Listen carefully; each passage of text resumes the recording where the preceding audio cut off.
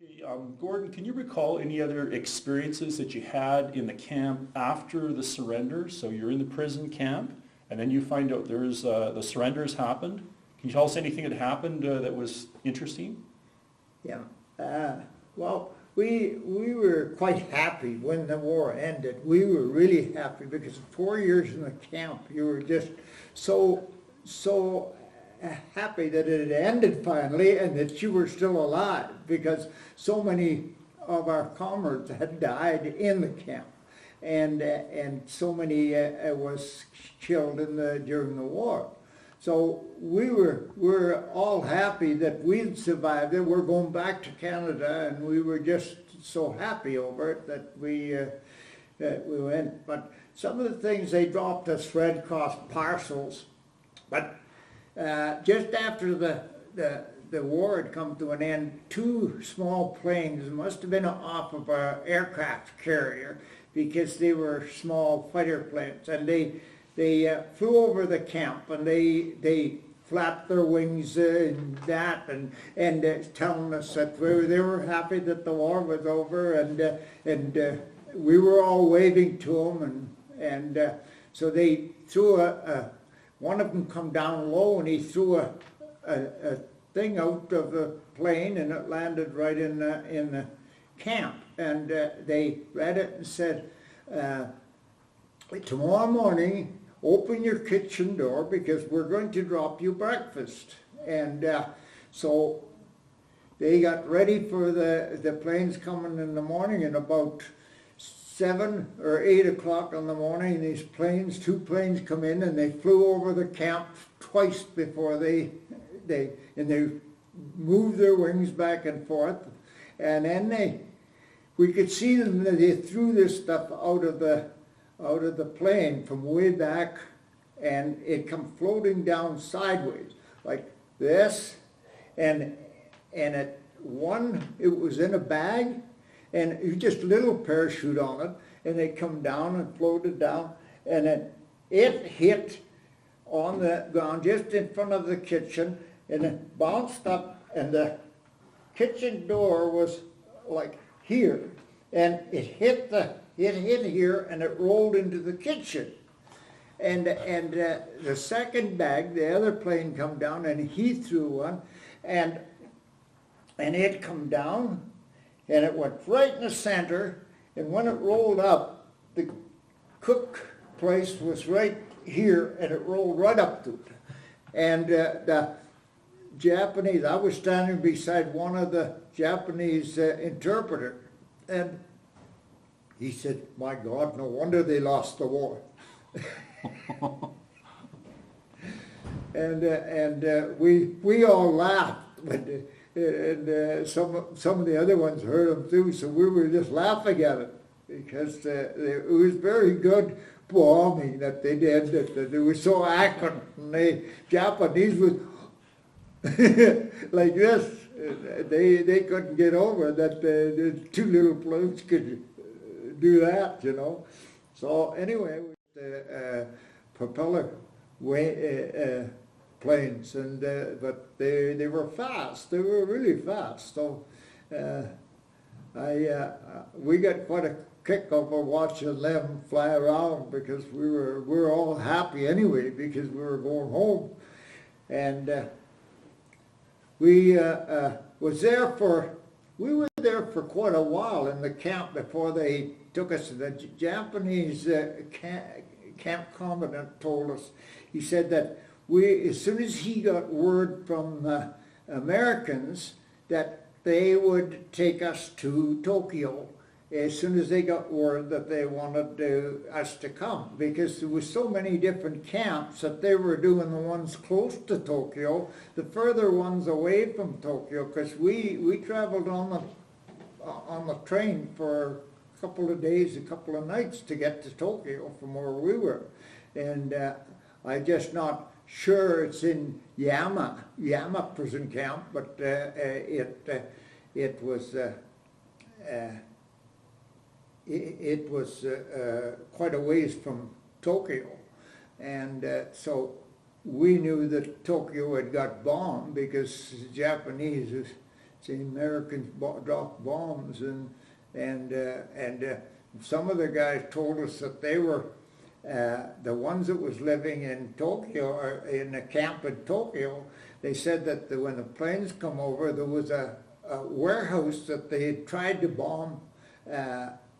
It was a big warehouse, but the planes couldn't get in because the buildings was too high around it, and they couldn't bomb it. They tried quite a bit. So what the prisoners did, they were working at the docks, and so some of them got into the building and they built a little fire and got it going, so as the building caught fire from the fire that they put the thing, and the building was really burning, and they thought that the Americans had finally bombed this here building. They had figured, well, this is one way of getting back at the Japanese. So there was different things that we were all doing to try and hold them up a little bit. It wasn't much, but at least we were doing something to while we were there, and I don't know how much it held them up, but I guess some of the things we did was they held them up quite a bit. So, do you remember seeing your first American, Gordon? Do you remember seeing your first? When we landed in Tokyo, they took us. We were still in Japanese clothes, and of course we had bugs, like we had bed bugs, and we had lice, and the lice chased the bed bugs away, and then come the fleas, and the fleas chased the lice away, and so you just couldn't possibly stay clean enough not to get those things, because if you stay dirty, you're going to get them. And we tried to stay clean, and then they give us a hot bath about every 5 months. They had a big hot tub, and they had built it, but the Japanese used it, and then about every 5 months, one regiment would have the right to 1 day, and you got it about 5 months apart. But with that, and that was after we did work. It wasn't while we were working. We didn't get a holiday for it. We went to get wood when we got the holiday, and that was one of the things we did. But when we got to Tokyo, it was a real happy affair, because they were shaking hands with us, and you could hear them say, "Gee, they're skinny. Gee, they must not have had very much to eat," and things like that, because we were a skin and bone. I weighed 78 pounds, and when I went over, I weighed 185 pounds. And I was only 17. Now I'm 23, and I weigh 78 pounds. And so it was really a happy occasion, because they took us and they sprayed us. They sprayed all of us. They give us a good shower and sprayed us with powder and that, so as to kill any infection that was on us, and then give us clean clothes. They give us a sailor suit. From the Navy, and we went in America. When you went through Canada, you just get handed from over the counter when you get your stuff. But in America, they have tables set out, long tables, and they have this one room, and they put about 5 different tables, and then they have stuff on each table, and you go start at one table, and you go around, you get a kit bag, and you go around and you take everything that the Navy got that it was issued to the Navy. So you got everything, and you had a suit, you got into the suit, the Navy suit, jeans with bell-bottom trousers, they called them, and then you they took us out to the USS Indiana, and they put us on the ship, and they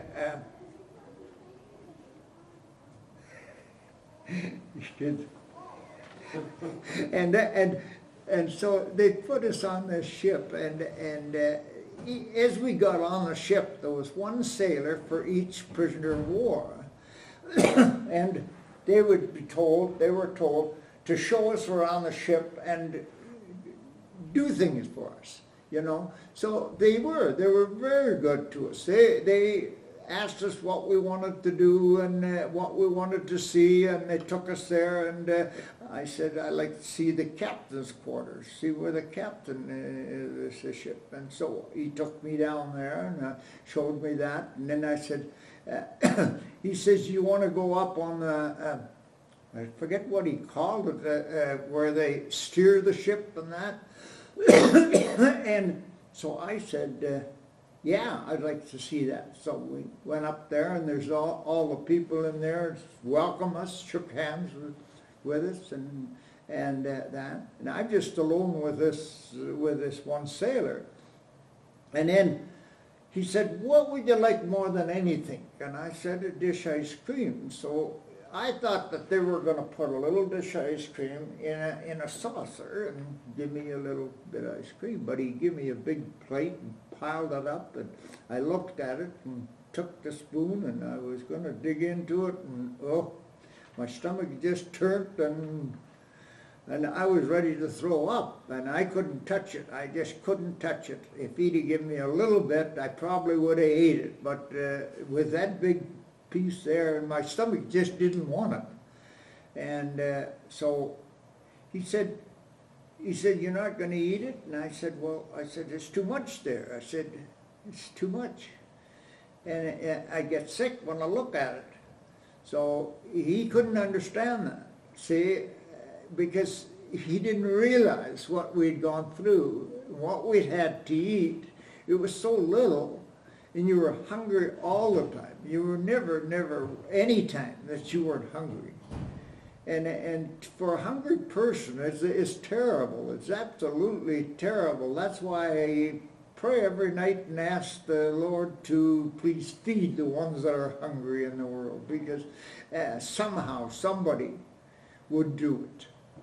And with God's help, it would be done. So, because I think that countries that have so much in Canada, when we come back and see the waste that is terrible. When people are hungry in the world, they should be using that food and eating less, and the food that they're going to throw out, they should be that should be shipped to countries that has got that. And that's my way of thinking of now that I was like that, hungry, and I know what those little kids in Africa and that are feeling, that they are hungry, because there's nothing in the world that isn't so. Anyway, we went around the ship. He showed me a lot of different things. He showed me the lifeboats on the ship and everything, and the guns and everything they had on the warship. And then he said, it's supper time. So they took us down to supper, and they cooked steaks, for seeing that we were prisoners of war, and that we looked so thin that they figured that they should cook something good for us. So they cooked steaks, and they were good big steaks. They were like a T-bone steak. And instead of putting one on the plate when he said prisoner of war, they put two on the plate. Well, when we sat down to eat, we couldn't have eaten one. I mean, our stomach wouldn't even take one. And they put so much. The plate was heaped up with vegetables and that, figuring, well, we're so hungry, we're going to eat it right away, but we couldn't. It was impossible for it to, but they didn't realize that. So that was some of the things that we got on board ship. Well, then the next morning, he took me down to where I was going to be sleeping, and he's going to stay right with me all night. And he had that bunk over on one side, and it was like a stateroom, but there was 2 beds in it, 2 single beds, and he said, "This will be your room. Your stuff is right there." And so when you go through to get the stuff in America, they also have a carton of cigarettes, which you don't never get in Canada, but they also had a carton of cigarettes, and if you wanted cigarettes, you took a carton of cigarettes, and you took different things like that. It was real fascinating how they were treated to what we got treated, because we wasn't used to the service that we got, and so.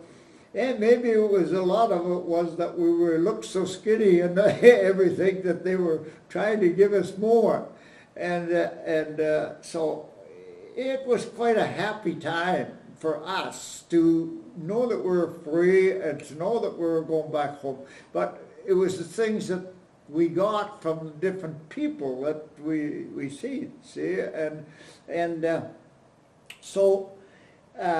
This fella's name, I had it, and we wrote letters back and forth a couple of times, and then all of a sudden I didn't get a letter from him, and I wrote, and I don't know what happened, whether he stayed in the army and went somewhere else or what, but we lost contact. The fella that was my one on ship, and we kept writing back and forth for a while, but it didn't last too long, just about a year, and then something happened that he was wounded, maybe he was something wrong, maybe he was sent to somewhere else or that, but we lost contact, and we never did get back together. And the things that they did for us was really wonderful, the things that they did. Well, then the next morning, they said, "You're going to fly to Guam." And they had about 6 or 8 planes, big B-52s, the one that dropped the atomic bomb. B-29s? B-29? B-29s, yeah. And they were on the deck all lined up. And when they took us down, they said, "This bunch will get on this plane," and then I think they had about 10 to a plane or something like that in each plane. So then when our plane was the first one, was supposed to leave Tokyo, and when they brought it out and we were all on board and we were ready to take off, if one of the engines, something happened with one of the engines, so they said, "You all got to get out. We're got to fix the engine on this plane, and we haven't got more. So we're gonna hold back till we can get this engine fixed. We're gonna hold your plane back, so we will see that you're comfortable in the hangar." And there was a room in there. They took us into this room, and they had one nurse that come and sat with us. Each prisoner got a nurse, and she played cards with you and talked to you and asked what other games you wanted to play and that. And she looked after each prisoner, was given one nurse, and so we were for quite a while, and all the other planes was taken off. Eventually, at 6 o'clock at night, that was early in the morning, that we were supposed to leave to go to Guam. And at 6 o'clock at night, it was still daylight, but they said that we would be taking off. The plane engine was fixed, and that we got on the plane, and then the pilot, he got on the microphone, and he said, well, he says, we're late in leaving. So he says, I'm going to take you guys on a little tour. He said, we're going to see Mount Fuji, and we're going to see where the atomic bomb was dropped in Hiroshima. And he says, just brace yourself and enjoy the trip. He said, and I'll let you know when we're going to fly over. Give you lots of time to look out and get to a window and look out and see what it looks like. So we flew over Hiroshima first. And as we come into Hiroshima with this B-52, that's the one that dropped the atomic bomb, he brought it down a little bit lower, and so as we could have a good look at the ground. And as we were coming in, you could see the people jumping into just running to get into the cover, because they thought another bomb was going to be dropped on them, and you could see the people down there, and all they had was pieces of tin and cardboard and stuff like that they found or got a hold of, and they were cooking outside and with their little fire, and there was people walking around, and of course the other people didn't move when the plane in. Must have been the Americans that was down there looking to see what the damage had been done and that. But the only thing that was standing was a three-sided wall, and it was knocked down. Half of it was knocked down there, and it was just actually one that was up to where the roof would be, and it was made of brick or something, cement, but it was the only thing that was standing. In all of it, all you could see for miles rubble, all just piles of rubble, all for miles, because Hiroshima was a big city, a very large city, and to see the whole thing in rubble was amazing. It was just amazing. But I want to explain to you that one thing that I want to tell you is that if they had not dropped the atomic bomb, none of us, we had 500 in our camp, but no camp would have had anybody living after for another winter. Another winter was dynamite for us. We would have, I think we would never have survived. I know I would never have survived another winter, and most of them said the same thing, that they'd never survive the winter if we had to go through the winter before the war ended. And another thing was, the Japanese had said that if the Americans was going to take the island by island, we would be used as shields in front of them. And then they would say, well, you killed the prisoners, we didn't. And that is what they were going to do, use us for shields for them. And if they had not have dropped that atomic bomb, none of us would have survived. We all would have died that winter pretty well, all of us. Because winter was cold, you were wet, you were hungry, cold and hungry all the time, and it was just, most people died in the wintertime. We had lost more in the wintertime in the camp than what we did in the summertime, because we were working and that. But you had to work, you still had to work in the wintertime, and it was hard. Your shoes didn't fit you, and you were getting snow in your shoes. You had no socks. You just had bare feet in the shoe, and it was bad. It was really bad in the wintertime. So we wouldn't have survived another winter, and so it was good that they dropped the atomic bomb for saving prisoners of war in Japan, but it was bad that they dropped it and killed so many people all at once, which we don't like to see. And we figured, well, maybe dropping the atomic bomb, that ended having wars. Yeah. Gordon, did you have any medical attention in Tokyo? Did you mention, did a doctor check you out in Tokyo?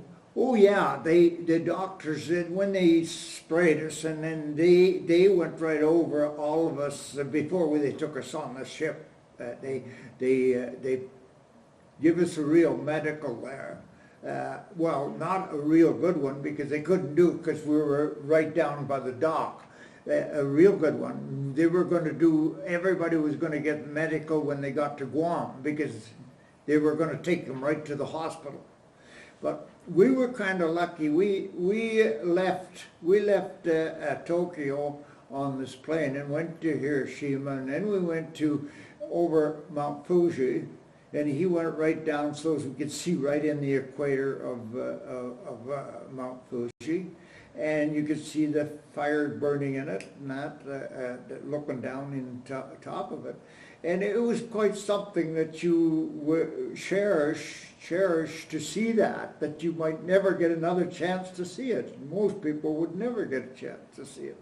So we kind of enjoyed that. And then we got to Guam, and they said the camp is full,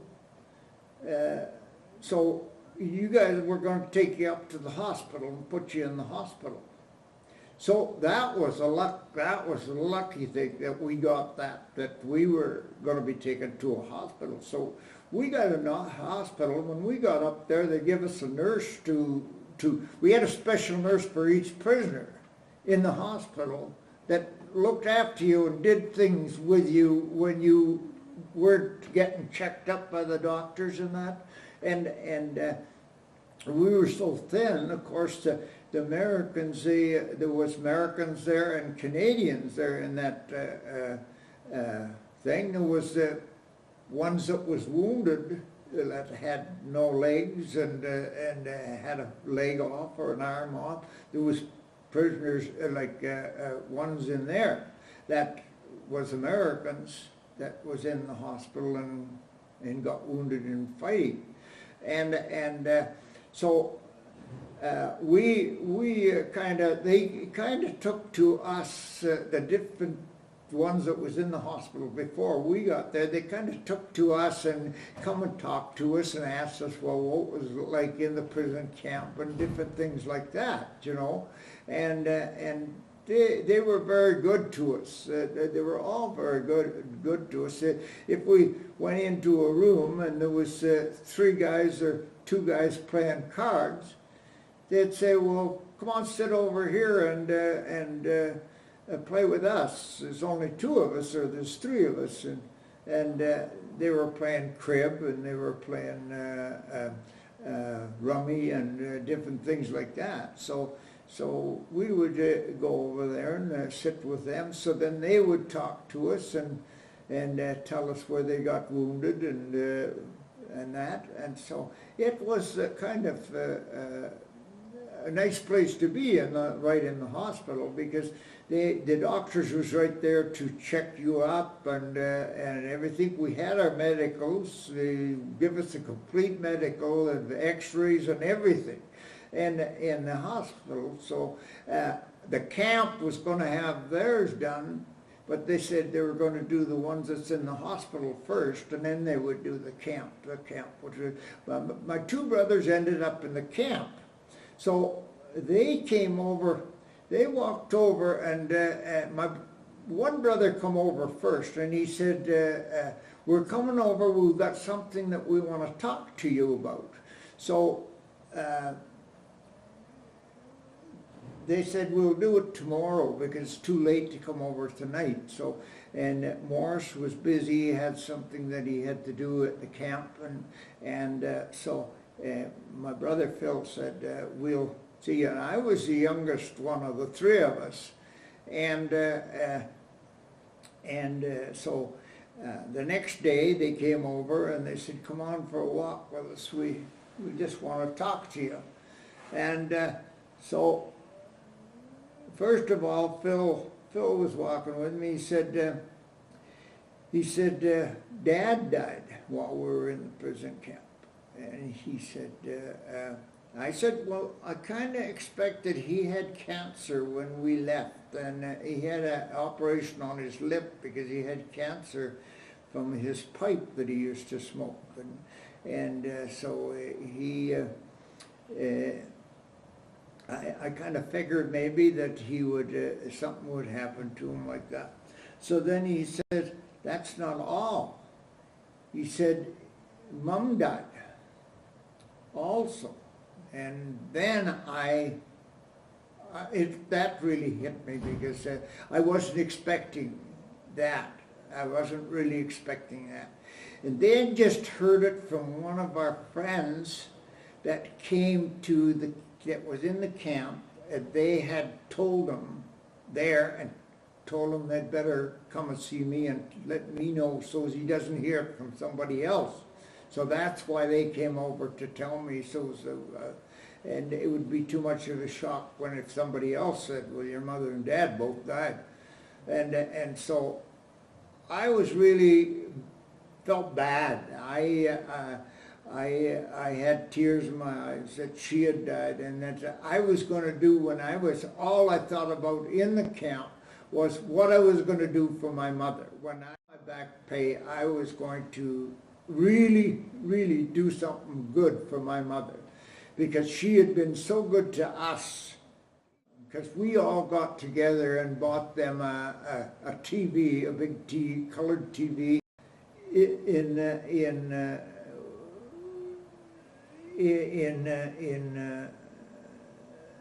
before the war. Was it a radio board? No, it was not. It was a radio. Record player? A radio, a big cabinet big radio. A big cabinet Yes, radio. thinking, yeah. Yeah. And they could play records on it, and they could play records on it, and everything like that. We had chipped in together and bought one of these for them when we first joined the army, and we were in Winnipeg. And we bought this for our parents and said, well, that's something, big cabinet. They were quite expensive at that time, big cabinet radio. And it had good sound on it and everything. So they really thought that was pretty good that we bought this radio for them. And we were going to do so much for my mother that we had all said in the camp, when we get home, we're going to do this for Mom, and we're going to do this, because she was always so good to us. She always went out without something. Like she'd have a pie, and there would be a piece of pie for her, and somebody would say, "Gee, that was good. I like another piece of that pie." And she said, "Well, here, I don't want none. I don't like that pie anyway, so you can have it." And she would do that for you, you know. And so we thought what we were going to do for my mother and their mother. And but that hurt me when I heard that she had died in the camp. She died in 44, and we never knew nothing about it. It was 45 now. They both died in 44. And so that was one of the things that got me. And then I had a medical, and the doctor said, "Well, I think you can go back home." He said, "You're okay to go back home." So they said you were going to be flying home, but the one that was in the camp was going by boat back to Vancouver. See, so that was lucky for us to get into the hospital, because we were going to fly home. And so one morning, the nurse come in and said, "We got 3 prisoners of war that's going back to San Francisco, but you will go to you will go today, you will leave tomorrow morning at 5 o'clock. You'll get up at 5 o'clock and you'll be leaving at 6. You will have breakfast here, and then you will fly to the Johnson Islands. You will land at Johnson Islands the next morning, and you will land about 5 of the Johnson Islands, and you'll have breakfast there. Then you will fly from there to Hawaii, and then that's where you'll be for a while, maybe in Hawaii, unless they got a plane that's going to San Francisco. Then you'll go to San Francisco from Hawaii. So we didn't know when we were going to go to there, but we were quite happy that we were flying home. So when we went, when they come out and they said, what we have decided to do, there's only 3 seats on the plane, so we figured the fairest thing would be to draw names out of the hat. We'll put all the names that is eligible to go back home, they can leave right now, and we will draw out the 3 names, that the 3 first names that we draw out, the first 3 will be the ones that go tomorrow morning. So I was laying there and I just figured, well, no way a draw. I'll never ever win a draw. I'm not going to be on that flight. So the first name out of the pot was mine. And I just said, wow. Like this. I was so surprised that I got drawn out first. So they got us ready, and they give 1 nurse, went with the 3 of us, like 1 for each of us. It was 3 nurses got on the plane, and they sat in the same seat as what there was 2 seats on the plane, and then she sat beside you and you sat there. She asked me, what do you want, the window seat or that? And I said, oh, I like a window seat. So she said, okay, you can have the window seat. So she sat on the outside, and when they brought stuff around on the plane, she asked me what I wanted, the meal and that, and I would tell her what I would like and that, and she would see the stewardess and she'd tell the stewardess what I wanted, and we got treated good on the plane, very good. And then the pilot said to come over the pier, and he says, I understand I've got 3 prisoners of war that was prisoners of war for 4 years. And he said, I would like to see them up in the cockpit, just to thank them.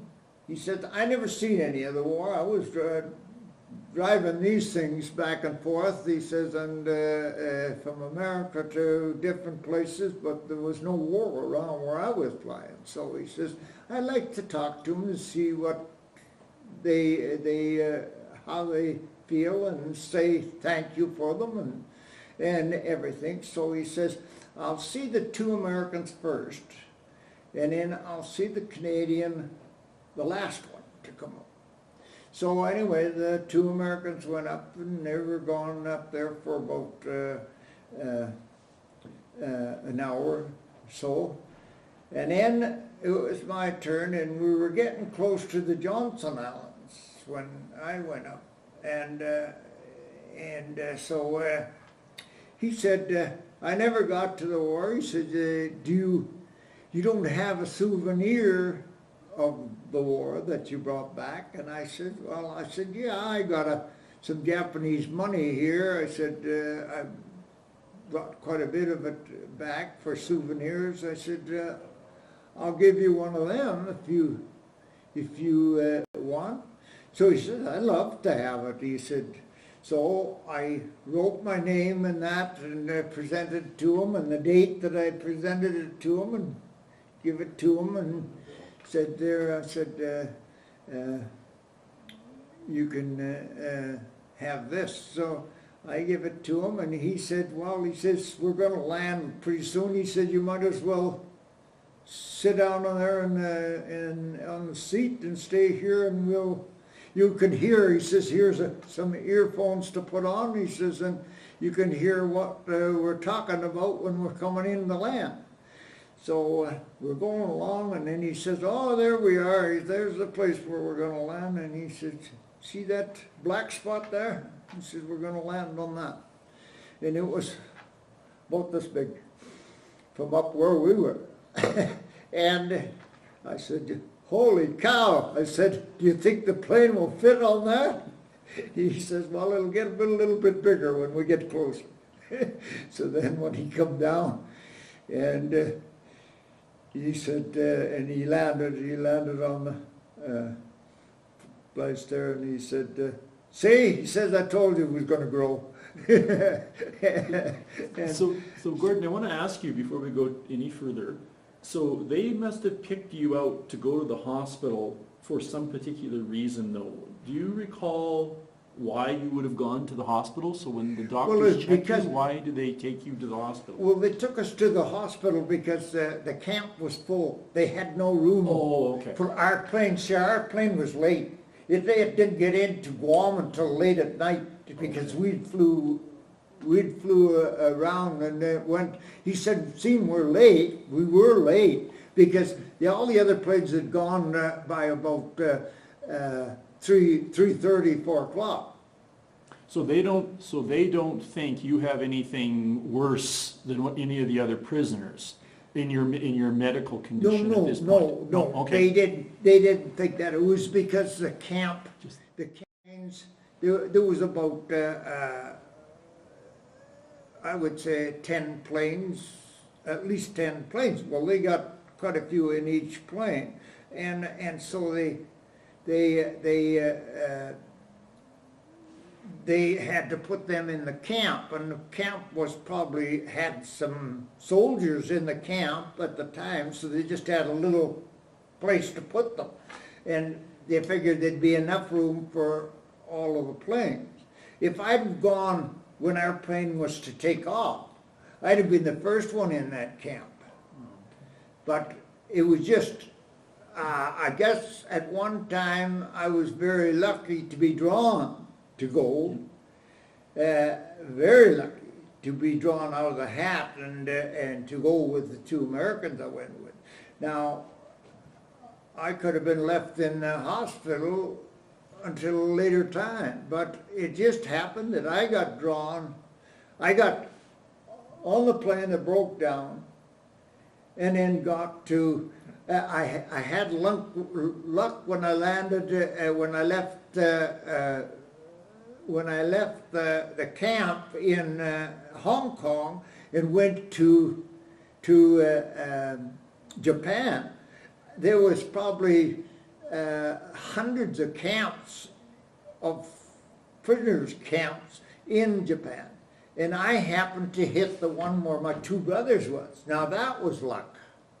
Then my plane breaks down, and maybe him up there was saying which way I was going to go. And I wasn't with him at that time. I didn't believe before. I did not believe before. I had a little feeling there's somebody around that's helping you in life, and you can ask, or you can pray and ask for something, and you might get it.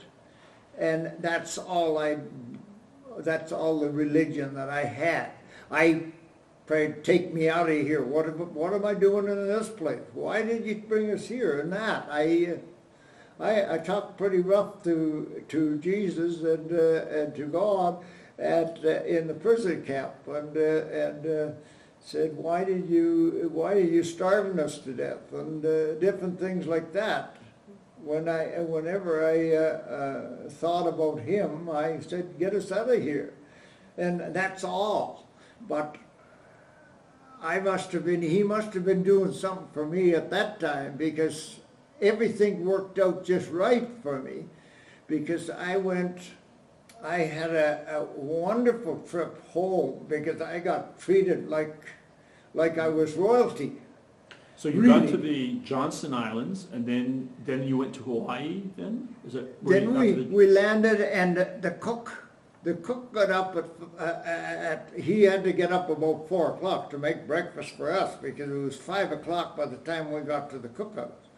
And he said, all right, he said, I got 3 of you guys that I got to feed, and I had to get up an hour ago to make breakfast for you, get the fires going and everything. Now, how many eggs will you want? One guy says, well, he says, I'll start with 13. And the other American, he says, I'll have 8 or 9.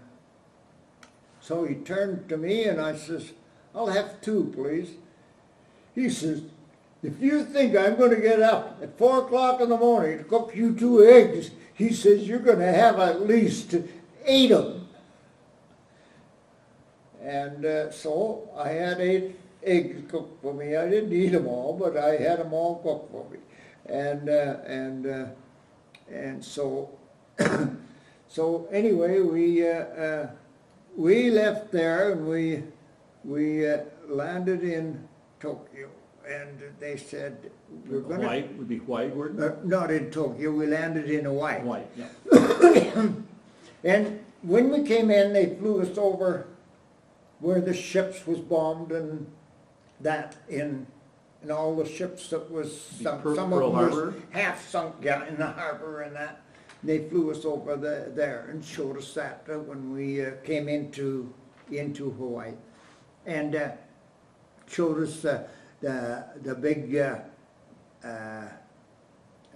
what do they call point, something point, Dead Man's Point or something. There's a big point there in Tokyo, in Hawaii, in Diamond Head.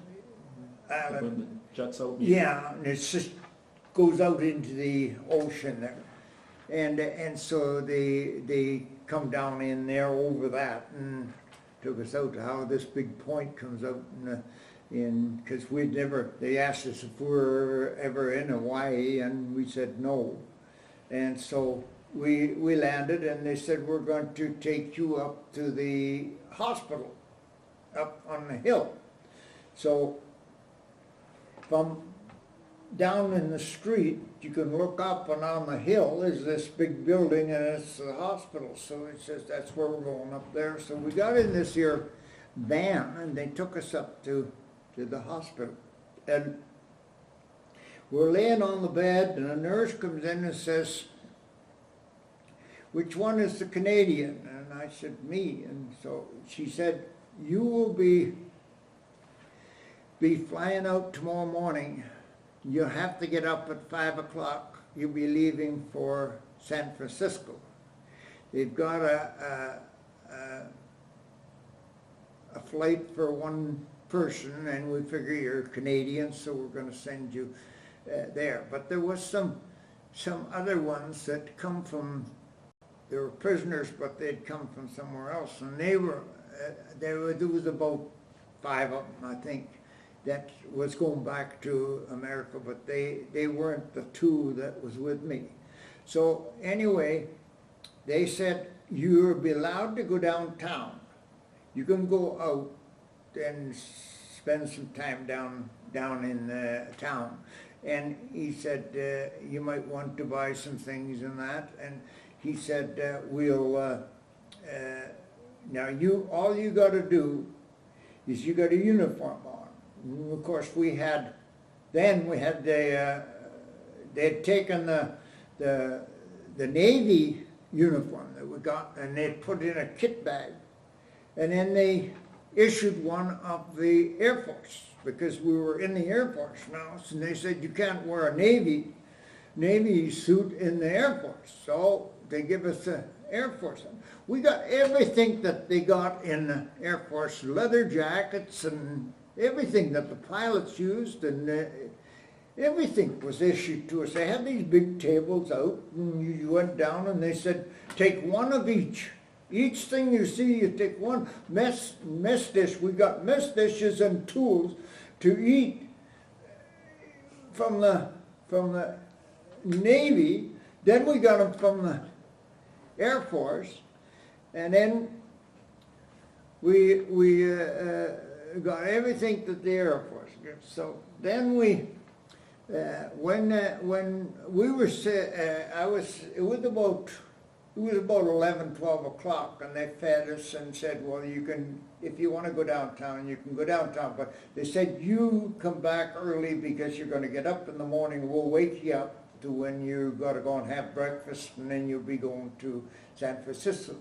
So anyway, I was laying on the bed, and this guy come in, and he said, he's talking to the Americans, and said, you need some money. So the guy was giving them this money, you know, and he said, this is the Red Cross is giving them some money. So I'm laying there, and they give me $200 in when I left Guam, and nobody had let me spend any. Every time I went to get something, it was free. They said, oh, prisoner of war, it's free, no charge. And so I was getting treated royalty all the time, and being one person, it was queer to me because it never happened. It never happened in the Army. So anyway, I turned around and I was laying there, and the guy, after he gave money to the other two guys, he said, how about you? And I said, oh, I got $200 in Guam. And I said, nobody let me spend any. He said, well, he said, you're going to the mainland now, you'll have to spend money. So he says, hey, give the man $200. So I got $200 there.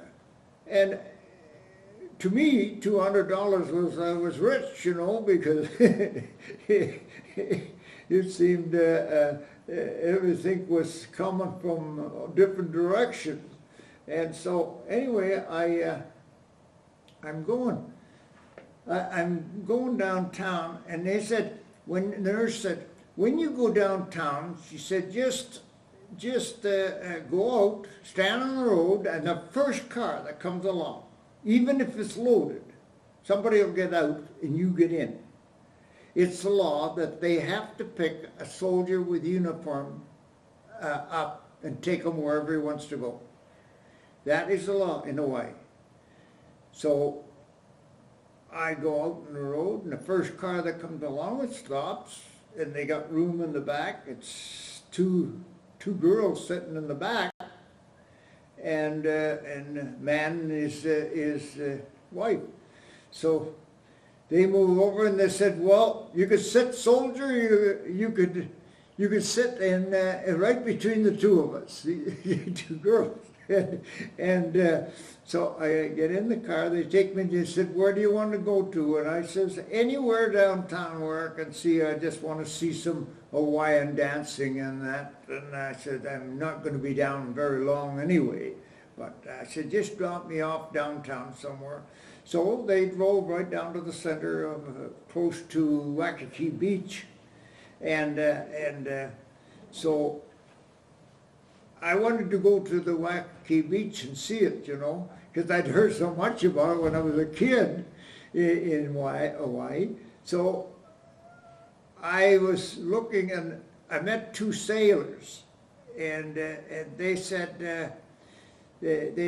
we're Canadian sailors. We're on a Canadian ship here, and we were on our way over to the other side, to I think they were going to Hong Kong or Tokyo or something, and they said, we're sailing in another week. And so anyway, they said, come on with us. I said, I want to go to Waikiki Beach. They said, you'll never get on it. They said, it's the hotels and they own it, and they got it, you got to live in one of the hotels or you can't get on it. And I said, I said, that's one thing I wanted to see. They said, well, come on with us. I said, I want to see some Hawaiian dancing. Okay. So he took me to this place where the girl, this big, heavy-set girl, was she was doing Hawaiian dancing in a what you call, and in the Hawaiian skirt, and the music was playing on that, and I said, this is what I wanted to see. So I'm sitting there, and then they said, anybody that wants to come up and learn how to dance. These two sailors got up, and they went up on the stage, and they were trying to look under this grass skirt, you know, and they kept on doing, and the girl kept on hitting their hand, and they had been drinking, and they had been drinking and that.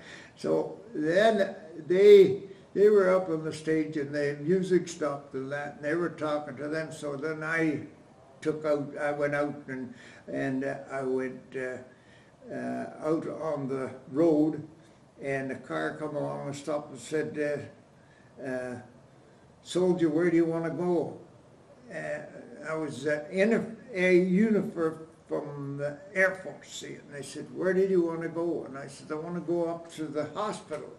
Okay, jump in, we'll take you to the hospital. So they just, I think they were going home, but they made a trip up to the hospital to drop me off, because that was the thing in Hawaii when I was there, that they had to stop for any soldier and take them wherever he wanted to go.